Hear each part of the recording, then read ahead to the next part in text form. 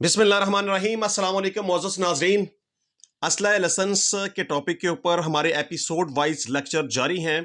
तो आज के टॉपिक में हम ये डिस्कस करेंगे कि अगर असला लाइसेंस होल्डर की डेथ हो जाती है तो उसके फौत होने के बाद उसका असला लाइसेंस किस तरीके से ट्रांसफ़र किया जा सकता है, किसके नाम के ऊपर ट्रांसफ़र किया जा सकता है, क्या सिर्फ लीगल हेयर्स के नाम पे ट्रांसफ़र हो सकता है या कि उसके जो कानूनी वारसान हैं उनके अलावा किसी दूसरे शख्स के नाम पे भी ट्रांसफ़र हो सकता है, उसका प्रोसेस क्या है, एप्लीकेशन किसको दी जा सकती है, किस शक्ल में दी जा सकती है, एप्लीकेशन के साथ कौन से डॉक्यूमेंट्स अटैच किए जा सकते हैं, उसकी लिमिटेशन क्या है, यानी कि कितने टाइम के अंदर अंदर एप्लीकेशन ट्रांसफ़र की दी जा सकती है। आज हम इन तमाम टॉपिक्स को डिस्कस करेंगे। तो अपने टॉपिक की डिटेल में जाने से पहले मैं आपसे गुजारिश करूंगा कि आप मेरे यूट्यूब चैनल को सब्सक्राइब कर लीजिएगा और साथ लगे बेल आइकन के बटन को भी प्रेस कर लीजिएगा ताकि कानून के ऊपर तमाम तर मालूमाती वीडियोस आप तक पहुंचती रहें। तो जनाब हमारा आज का टॉपिक ये है कि अगर कोई असला लाइसेंस होल्डर फौत हो जाता है तो उसके फौत होने के बाद उसका लाइसेंस किस तरीके से और किस शख्स के नाम पे ट्रांसफर हो सकता है। तो जनाब अगर असला लाइसेंस होल्डर की डेथ हो जाती है तो उसका असला लाइसेंस उसके लीगल हेयर्स के नाम पे ही ट्रांसफर होगा, किसी भी दूसरे शख्स के नाम पे वो लाइसेंस ट्रांसफर नहीं हो सकता। सिर्फ उसके जो कानूनी वारसान है सिर्फ उनके नाम के ऊपर ही ट्रांसफर हो सकता है। और अगर वारसान एक से ज्यादा हो तो तब भी सिर्फ एक शख्स के नाम के ऊपर ही ट्रांसफर होगा। वो उस सक्सेशन सर्टिफिकेट हासिल कर लेगा या दूसरों के बयान हल्फी जो है वो हासिल कर लेगा, कोई भी एक शख्स। और जो शख्स सक्सेशन सर्टिफिकेट हासिल कर लेगा सिर्फ उस शख्स के नाम के ऊपर ही असला लाइसेंस ट्रांसफर होगा। अब ये है कि असला लाइसेंस के हवाले से ट्रांसफ़र की एप्लीकेशन किसको दी जा सकती है।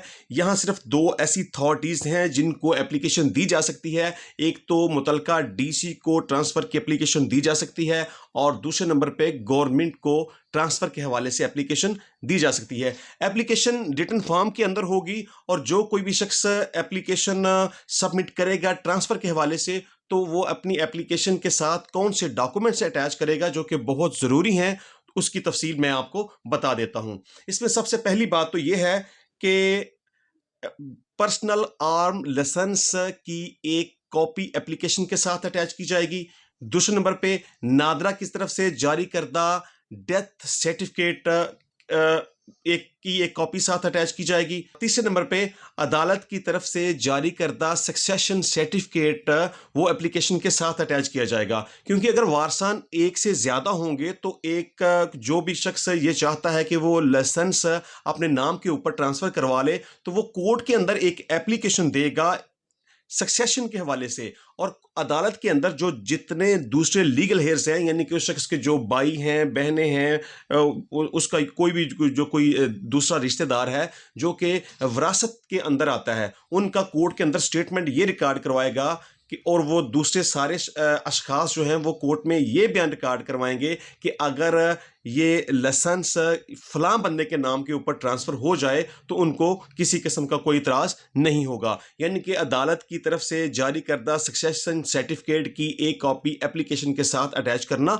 ज़रूरी है। इसके अलावा जो भी कानूनी वारसान हैं उन की तरफ से एक बयान हल्फी जो कि एक 100 रुपए के स्टाम्प पेपर के ऊपर तहरीर किया होगा, जिसको हम कहेंगे कि नो ऑब्जेक्शन सर्टिफिकेट। यानी कि उनकी तरफ से एक बयान एक तो आ जाएगा बयान कोर्ट की तरफ से सक्सेशन सर्टिफिकेट की सूरत में, और दूसरा एक एफिडेविट की शक्ल में एक 100 रुपए वाले बयान हल्फी के ऊपर एक 100 रुपए वाले स्टाम्प के ऊपर बयान हल्फी तहरीर होगा, जिसमें दूसरे जितने भी लीगल हेयर्स हैं वो ये कहेंगे कि अगर लाइसेंस फलां बंदे के नाम के ऊपर ट्रांसफ़र हो जाए तो उनको कोई इतराज़ नहीं होगा। अब जिस शख्स के नाम के ऊपर लाइसेंस ट्रांसफ़र होना है उस का कंप्यूटराइज शनाख्ती कार्ड की कॉपी साथ अटैच की जाएगी। लाइसेंस जिसके नाम के ऊपर ट्रांसफ़र होना है उसका डोमिसाइल सर्टिफिकेट की कॉपी साथ अटैच की जाएगी।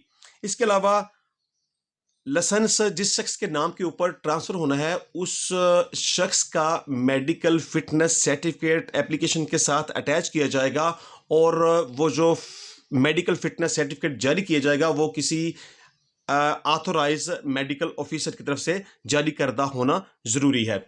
अब वो शख्स ये तमाम डॉक्यूमेंट्स एप्लीकेशन के साथ अटैच करके मुतलका डीसी को या गवर्नमेंट को सबमिट कर देगा और ये रिक्वेस्ट करेगा कि लाइसेंस उसके नाम के ऊपर ट्रांसफ़र कर दिया जाए। अब यहाँ एक बात बहुत ज़रूरी है कि ट्रांसफ़र की एप्लीकेशन 1 साल के अंदर अंदर देना ज़रूरी है। अगर 1 साल का टाइम गुजर जाए और 1 साल का टाइम गुजरने के बाद दरख्वास्त दी जाए तो उसको कंसिडर नहीं किया जाएगा। लेकिन यहाँ एक रिलीफ भी दिया गया है कि 1 साल के बाद से लेके 5 साल तक अगर कोई शख्स एप्लीकेशन देता है तो गवर्नमेंट के पास ये इख्तियार है कि वो उसको एक्सेप्ट कर सकती है। लेकिन ज़रूरी है कि दरख्वास्त देने वाला शख्स ये जस्टिफाई करे गवर्नमेंट को कि वो 1 साल से लेट क्यों हुआ है।